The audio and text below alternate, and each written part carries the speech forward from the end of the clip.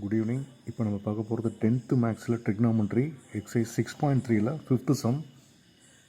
Question பார்த்தீங்கன்னா, from the top of the lighthouse the angle of depression of the two ships on the opposite side of it are observed to be 30 degree and 60 degree.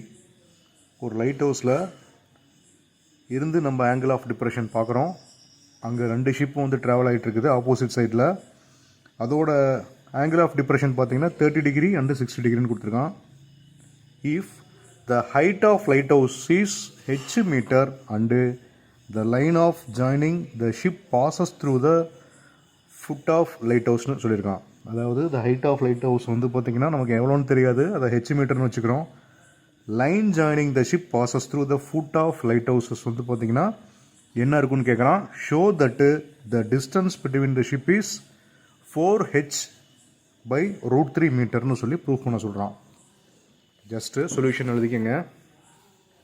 சொல்யூஷனில் பார்த்தீங்கன்னா ஏபிங்கிறது H, அதாவது அந்த டவரோட height நமக்கு என்னென்னு தெரியாது. அப்போ height of the lighthouse, ஓகேங்களா. Next சிங்கிறது வந்து பார்த்தீங்கன்னா ஷிப்பு, ஒரு ஷிப்போட டிஸ்டன்ஸு. இது வந்து ஷிப்புன்னு வச்சுக்கோங்க. இது வந்து டி, இன்னொரு ஷிப்பு. ரெண்டுமே வந்து பார்த்திங்கன்னா அந்த லைட் ஹவுஸுக்கு ஆப்போசிட்டில் இருக்குது. ஆங்கிள் ஆஃப் டிப்ரெஷன் பார்த்திங்கன்னா ஒன்று வந்து 30 டிகிரி, இன்னொன்று வந்து 60 டிகிரி.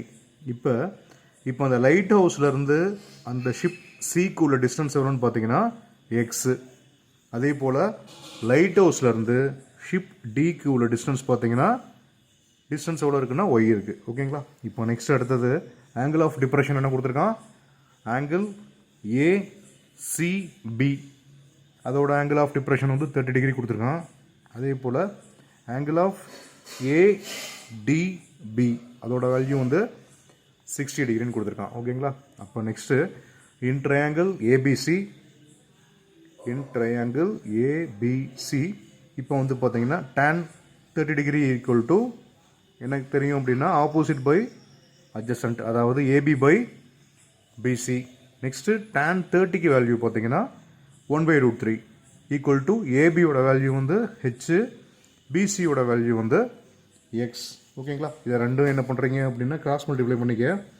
கிராஸ் மல்டிப்ளை பண்ணால் எக்ஸ் ஈக்குவல் டு √3h, இது ஈக்குவேஷன் நம்பர் 1ன்னு வச்சுக்கோங்க. கிராஸ் மல்டிப்ளை பண்ணால் எக்ஸு, இது வந்து √3h, இது ஈக்குவேஷன் நம்பர் 1. நெக்ஸ்ட் அடுத்தது இன் ட்ரையாங்கிள் ஏபிடி. இப்போ ஏபிசி முடிஞ்சது. இப்போ பார்க்க போகிறது ஏபிடி. இதில் வந்து பார்த்தீங்கன்னா tan 60 டிகிரி ஈக்குவல் டு அதே போல் ஏபி பை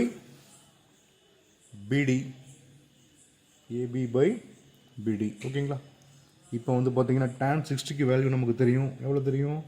√3 ஈக்குவல் டு ஏபியோட வேல்யூ ஹெச், அதே போல் பிடியோட வேல்யூ ஒய், ஓகேங்களா. இப்போ அப்படியே ஜஸ்ட் மாற்றிக்க. Y equal to H by √3, இது ஈக்குவேஷன் நம்பர் 2ன்னு போட்டுக்கோங்க. இப்போ C and D equal to CB plus BD, அதாவது சி ஷிப்புக்கும் டி ஷிப்புக்கும் ஒரு டிஸ்டன்ஸ் பார்த்தீங்கன்னா சிபி ப்ளஸ் பிடி. அதை எப்படி எழுதலாம் அப்படின்னா எக்ஸ் ப்ளஸ் ஒய்னு எழுதலாம்.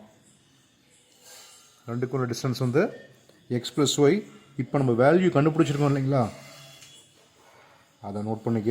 √3h ப்ளஸ் ஹெச் பை √3, ஓகேங்களா. நெக்ஸ்ட்டு இது வந்து ப்ளஸில் கொடுத்துருக்கான் இல்லையா. இப்போ என்ன வரும் அப்படின்னா 3h plus H by √3 equal to 3h plus ஹெச்னா 4h பை √3. இப்போ என்ன சொல்கிறாங்க அப்படின்னா therefore distance between the two